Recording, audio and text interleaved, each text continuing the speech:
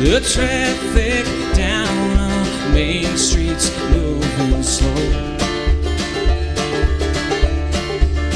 It seems like everybody's got somewhere to go. And I want you to say you will. And I want you to say. Number 2 on the agenda is to talk about my good friend Mary. She lives on a boat. Who was able to make a comment on the thing about Mary? What was your comment? That one. Wait, hold on. I got 2 mics today. Oh. Here you go. Do you want me to read it? No, just, generalize it. Okay. Basically wondering, or not really wondering, but kind of understanding why she wants to be on a boat and knowing that there's downfalls all in life. And she decided that she likes to be cold and to live on the water. And she said it's cheaper there to live on the boat for where she lives. Seems like there are some incentives, like lower cost. It seems like there are some disincentives, like it's 51 degrees at night. In my house, when I wake up, any guesses what I set the thermostat at? 75 degrees. Not messing around. Okay? But does anyone remember what hers was at? Yeah, 51. Can you imagine that? It's like 51 degrees out right now. I feel good. You say it feels good? Where are you from? Ithaca. Ithaca. So northern, 51 now? Compared to when it was negative 30. This is like shorts compared to what we had. Anyway. Cultural relativism. Okay, good. 51 is warm? Well, you could all live on boats then. Why don't you live on boats? Why doesn't somebody tell me one good reason why you wouldn't want to live on a boat? Drowning, right? I've been, especially on weekends in college, fall out of bed or get up, not completely coherent, stumble around. What if there was no floor underneath me? It just happened to be the ocean where sharks live. It wouldn't be good. What was that? It's a quick shower. Quick shower. Now you segued into something else about the 51 degrees. 51 degrees is not bad for a short period of time, but the reason I crank it up to 75 is because I take a shower, I get out, I want it to be warm. So aside from the free shower, do you think that there's a shower on her boat? No? Yeah, I've been on her boat, and I think there might be one of those RV pump showers, but in order for her for her bathroom, like you can only use the bathroom for one thing, but not 2 things. So for real good showers and to use the bathroom, she actually has to get up, walk down the dock, and go into a building. So 51 doesn't sound all that bad, but when it's, how cold was it last week? Negative 20. Yeah, if it's negative 20, your boat's 50, and you have to go take a shower, that is not fun. That's not fun at all. Somebody asked what her dock looked like. Who asked that? Any of you? That was you again? Wow. Oh, well, good. You covered everything. This is a picture that I took from Google Earth with no identifying characteristics. I want to protect your privacy. Let me see if I can shut the light off for a second.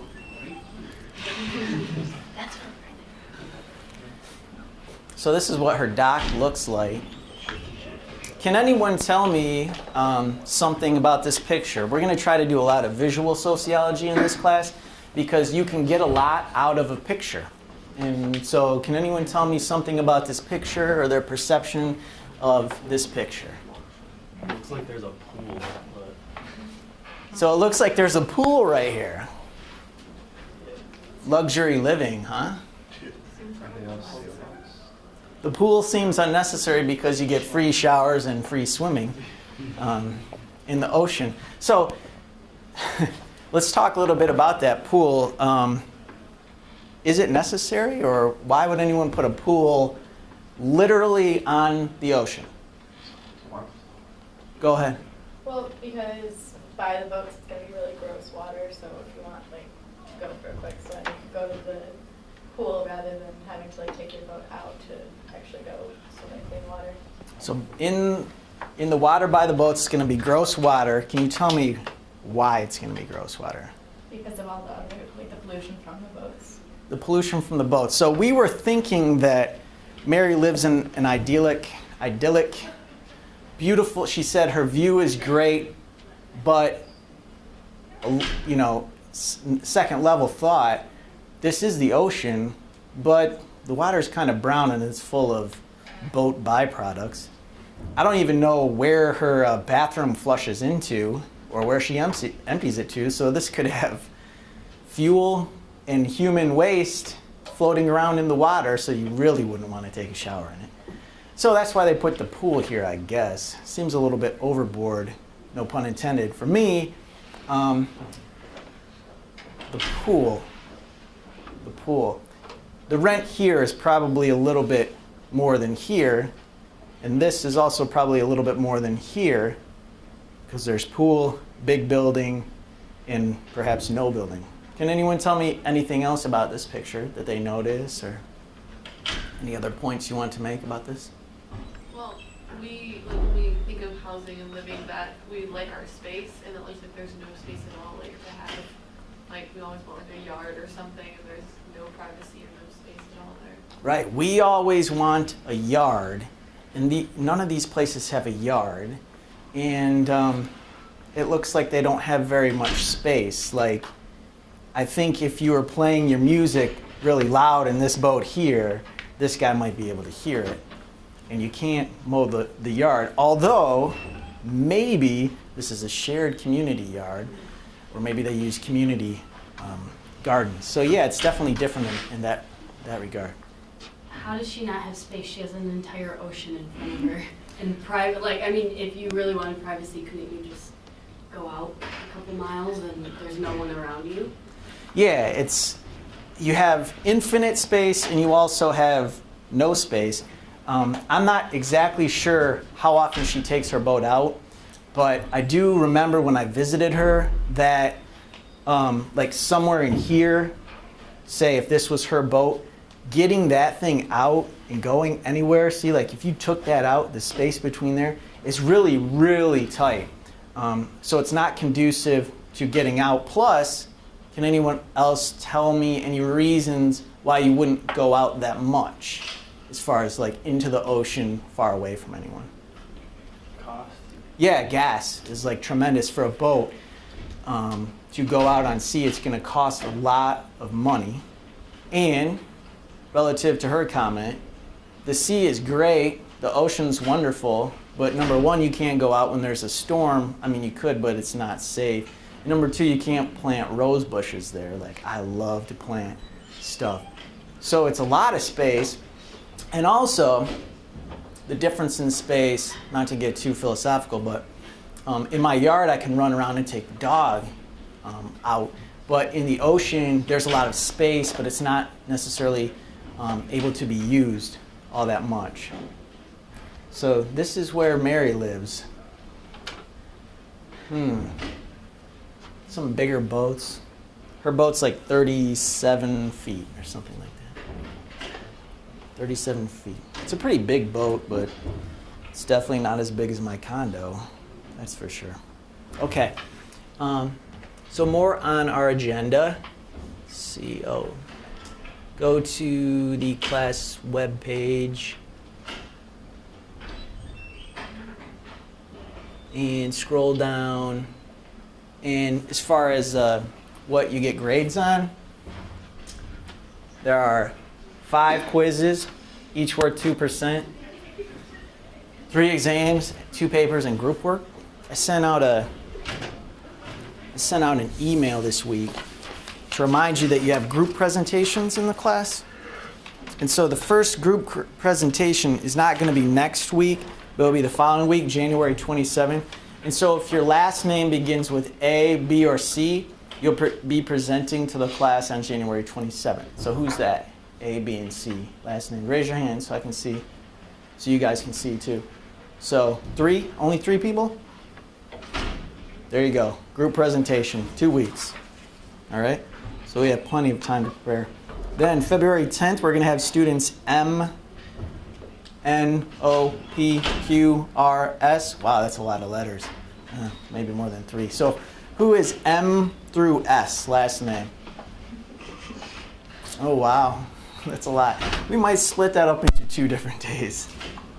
I split these up last semester, so it was a little bit uneven. Okay, M through S, that will be on the week of February 10th through the 12th. Then March 10th is students G, H, I, J, K, L. Who's that? G through L. Raise your hand. So you're going to be presenting March 10th. March 24th. See, these seem to go every couple of weeks. March 24th, T, U, V, W, X, Y, Z. T through Z, March 24th. Raise your hands. 1, 2, 3, 4, 5. That's good. And April 2nd, students D, E, and F. D, E, and F, raise your hand. 1, 2, 3. Okay, cool. So I think that's a good group size, 3 to 5 people, and then that one big week will probably split into 2 days. We'll talk more about the topics listed in the syllabus as well. So don't worry about the vague nature of class so far.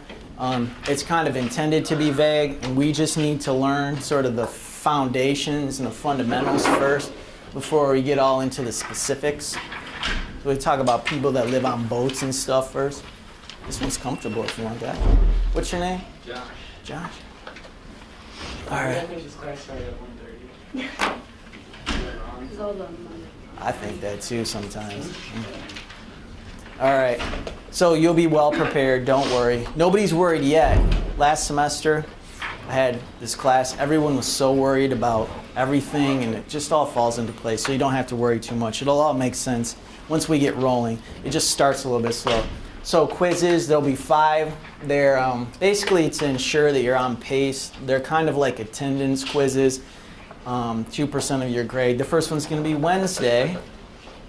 So you'll probably be like, what can our quiz be on Wednesday? Well, it's probably not going to be too hard because we haven't really covered that much. So I don't think you really have to worry.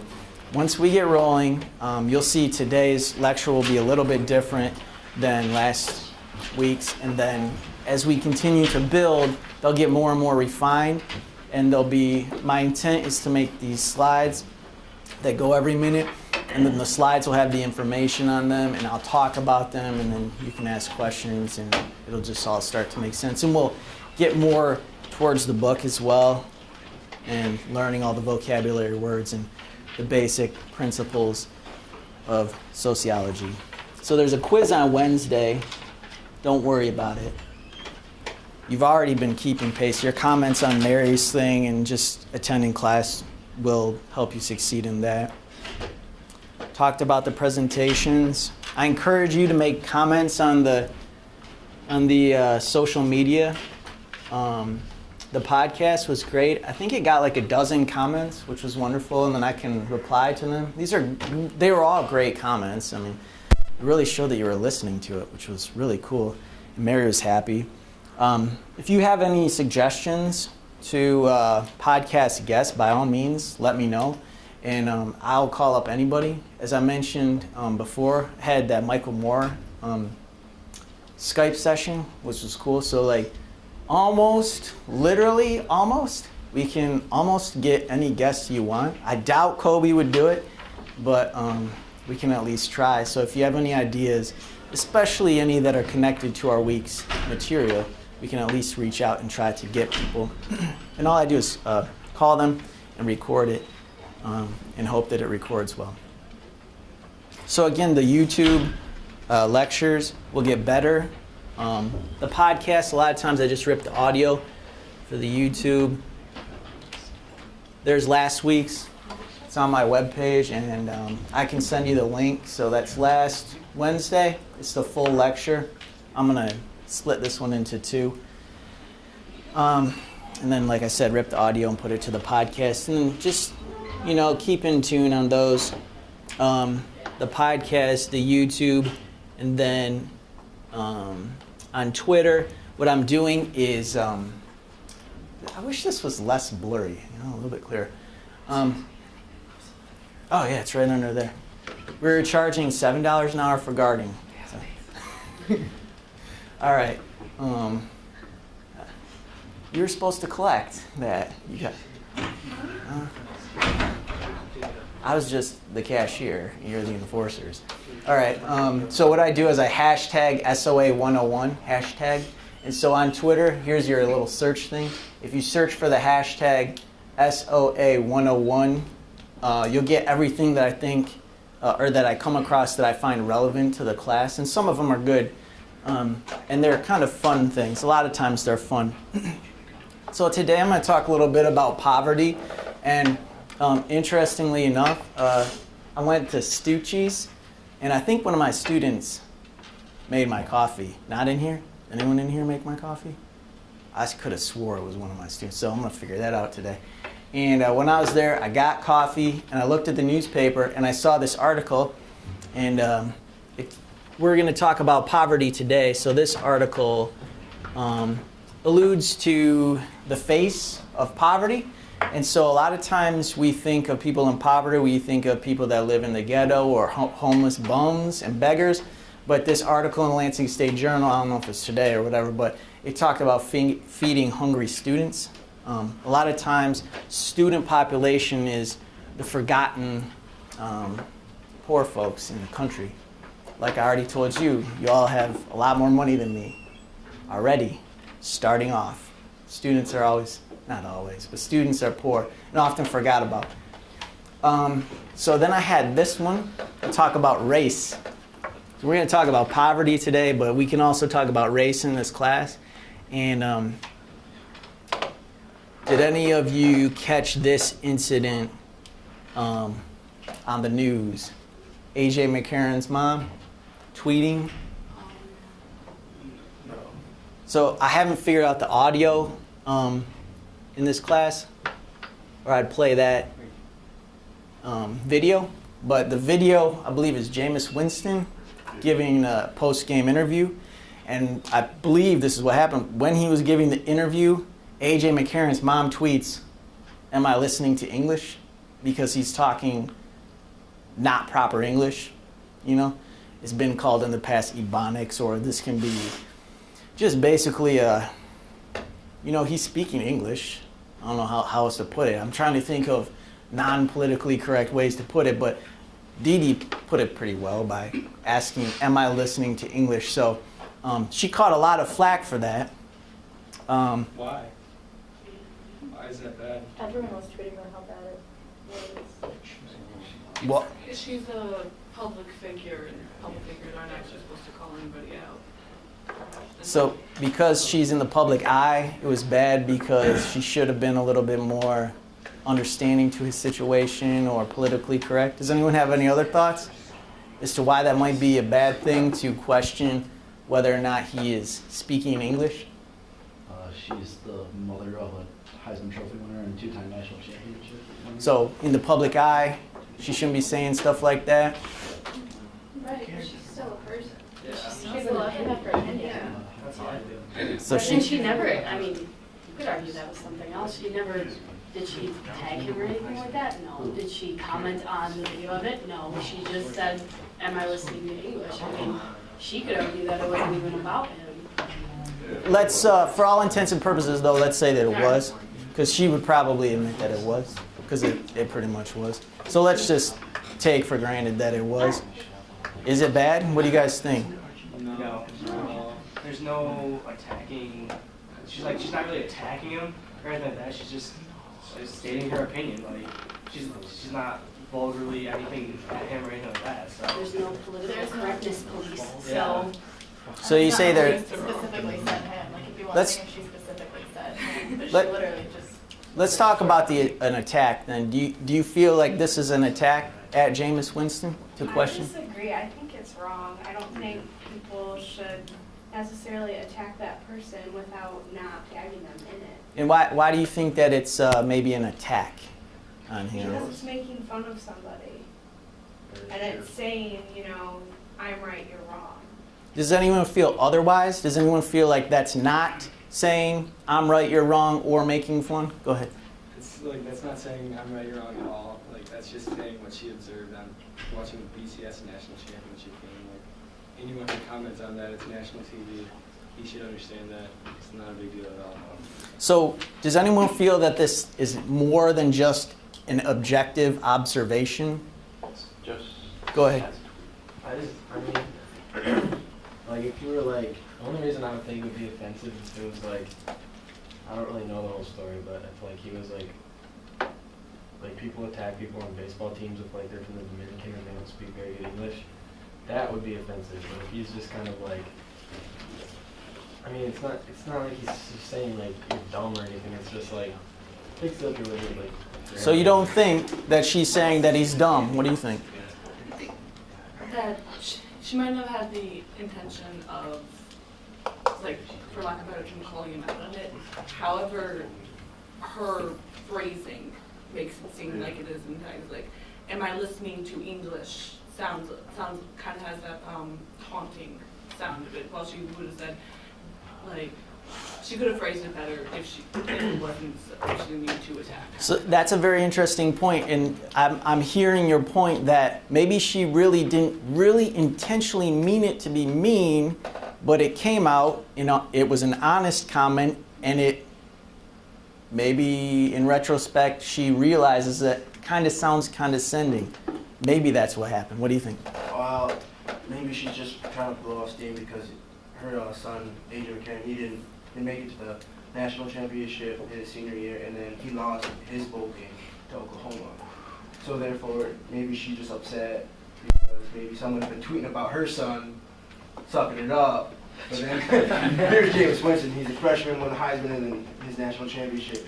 And if that's why she said, if it came out of sort of this hostility, anger, do you think maybe that's a wrong place to come with a comment like that to maybe attack his self and sort of education level versus say something like that dude can't play football?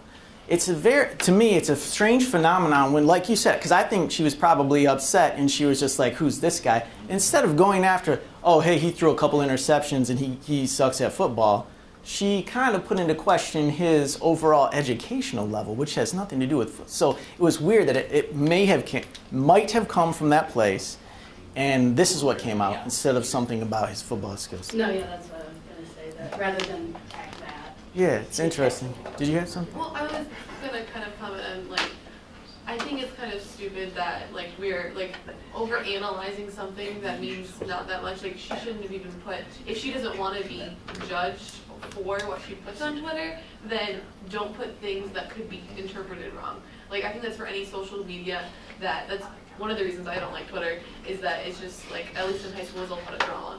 And everyone was talking about it. It's like, if you don't want something in your life to be public or want to be judged for something, don't put it up. And don't be, if you don't want people to look at it or don't want people to assume different things, why are you putting it on a media web page that anyone can access? Now let's talk a little bit about the difference in that. A drama in high school, so-and-so doesn't like this person, this and that. Maybe that's not a big deal. Do you think that we can overanalyze this? Do you think that it's not a big deal that someone in the public space can make a comment like this and a lot of people, even in this class, agree that that's an okay thing to say? Do you think we should just kind of blow it off and say, oh, that's fine? Or do you think that maybe it's important? Well, I just say don't put it up in the first place. That was what I was. She should have held that one back? Yeah. Maybe deleted that one? Well, I was just gonna say I agree with her because, like on social media, like just like texting or tweeting or on Facebook, like sending messages or whatnot, it's like you really can't put much emotion into those. You're just reading a text, so it can be taken one of several ways. Like he or she could just be like we said, like questioning what he was saying, or really angry. Like it can be taken in all different directions because it's not actually spoken to him. It's just letters. Do you think that one can go in different directions? Yeah. Really? Give me two directions that it could go in. I think she really could be blowing off steam. You know, I think she could be really angry, but I also think that maybe she could just be, like, kind of questioning what he's saying.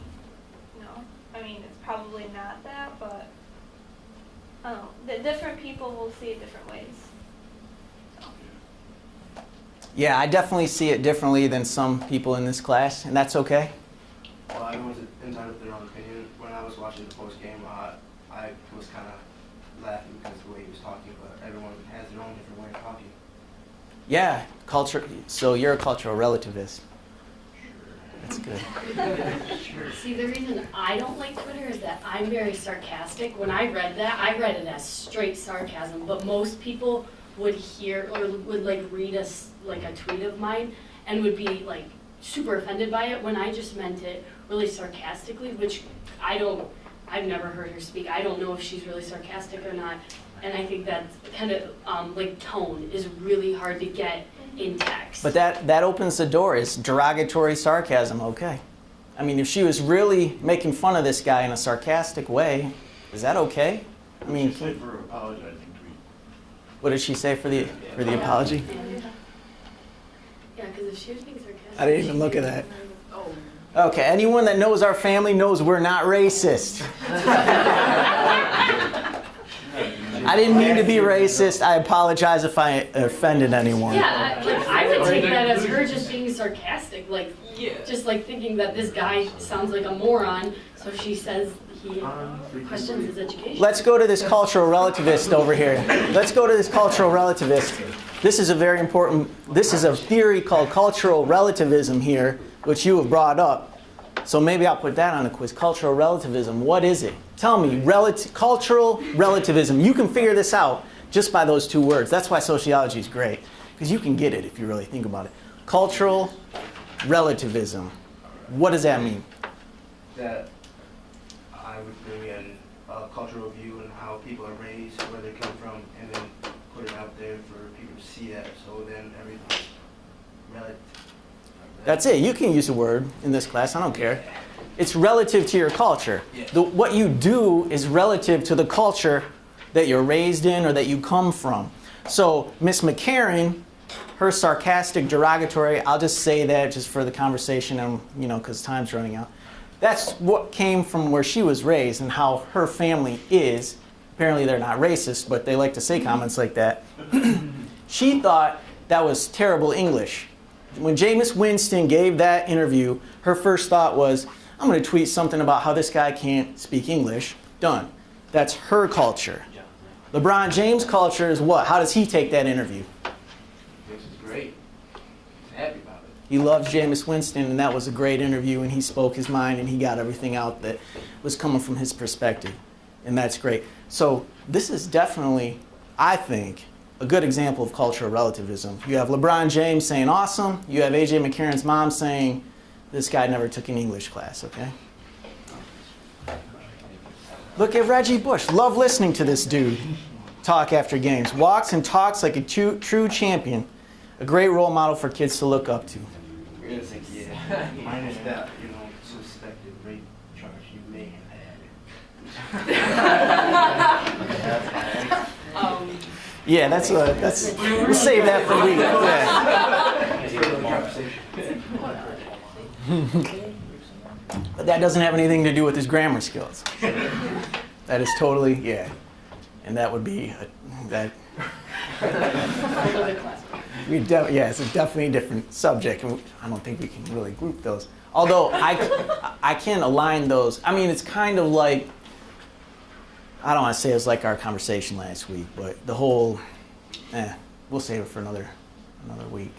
Okay, so just to end on the Twitter thing, the public eye comment, what's funny is she said that, and she, of course, gets ripped apart.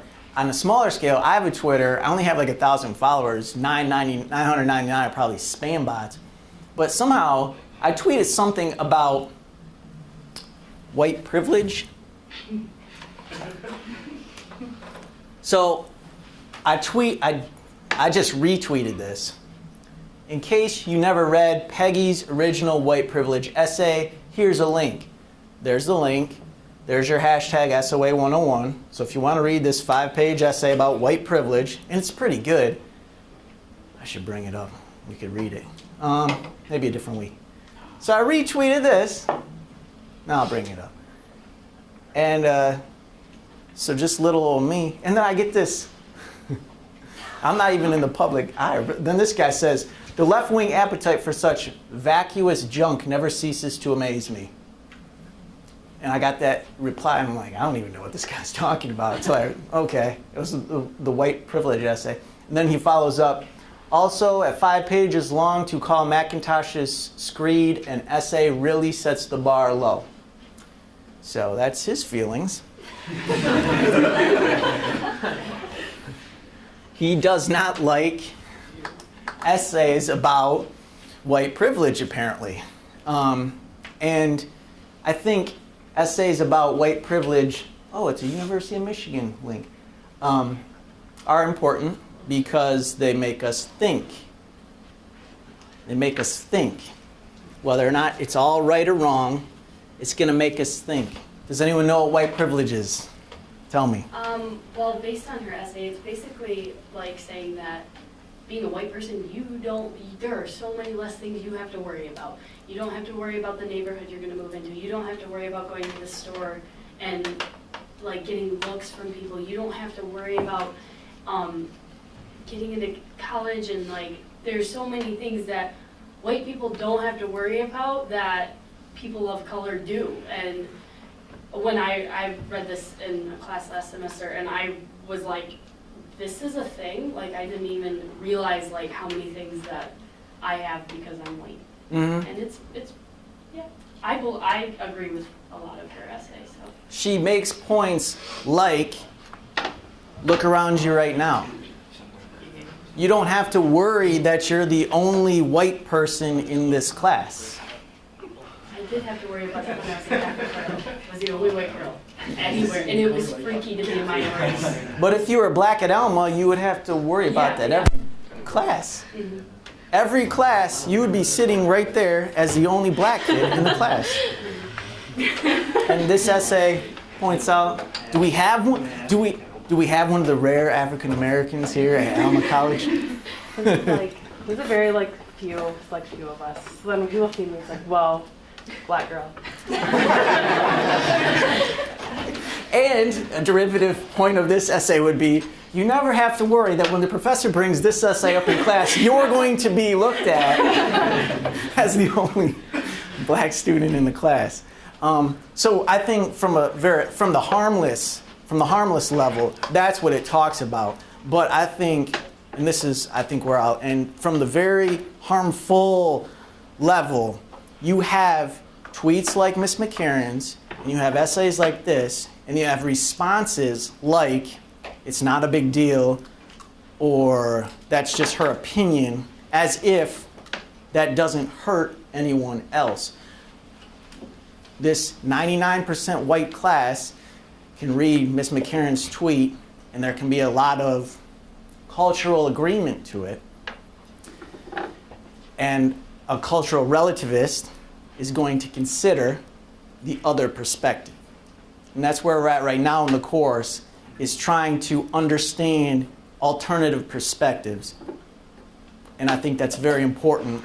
That's going to be important in this class, where we can talk about social issues and you can bring an opinion to the table. If you espouse your opinion, you have not learned anything because you had the opinion before you even came to the class. You can have your opinions. I don't care. You can even say them in class. But if you don't go further to at least acknowledge an alternative perspective, acknowledge, consider, you can hate it still, but you have to at least acknowledge, consider it, and acknowledge that it's there. That's the important part of seeing other perspectives. Like I said, you can hate them more than when you came in here. If that's you, then you can do that. But you have to at least acknowledge them.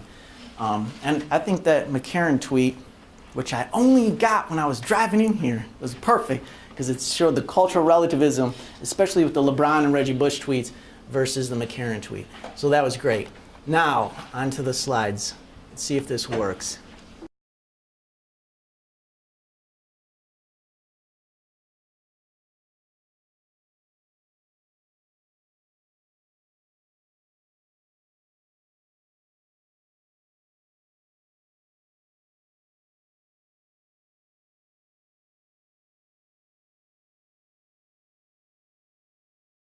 privacy.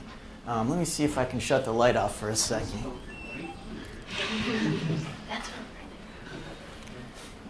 So this is what her dock looks like.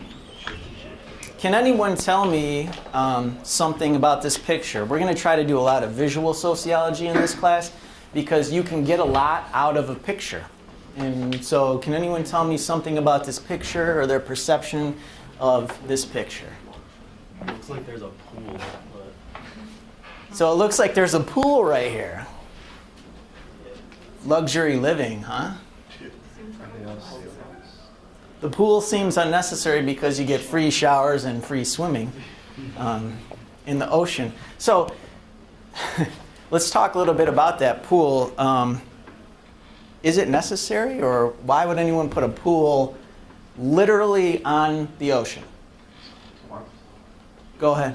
Well, because by the boats it's gonna be really gross water, so if you want like to go for a quick swim, you can go to the pool rather than having to like take your boat out to actually go swim in clean water.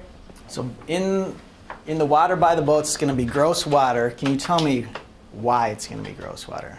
Because of all the other, like the pollution from the boats. The pollution from the boats. So we were thinking that Mary lives in an idyllic.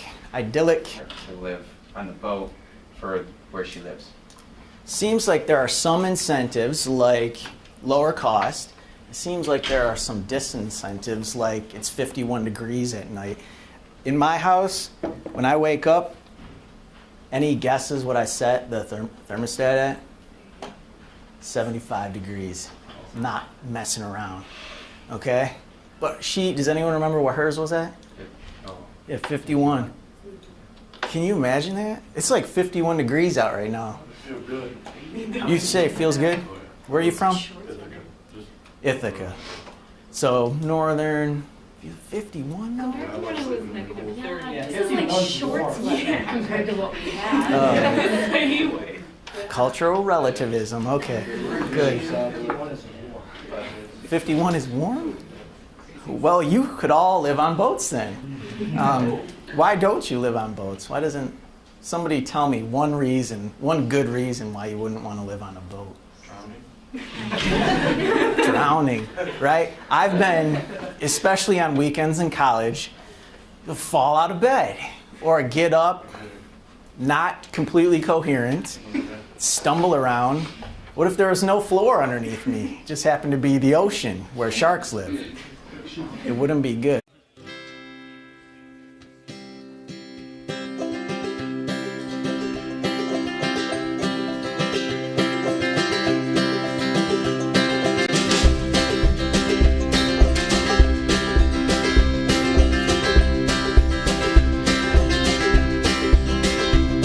The traffic down on Main Street's moving slow.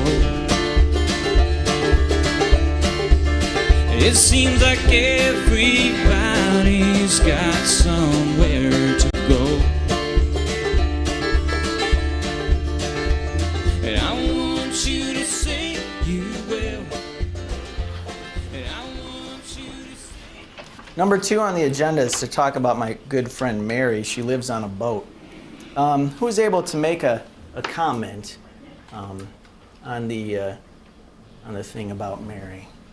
What was your comment? That one. Wait, hold on. I got 2 mics today. Oh. Here you go. Do you want me to read it? No, just, generalize it. Okay. Basically wondering, or not really wondering, but kind of understanding why she wants to be on a boat and knowing that there's downfalls all in life.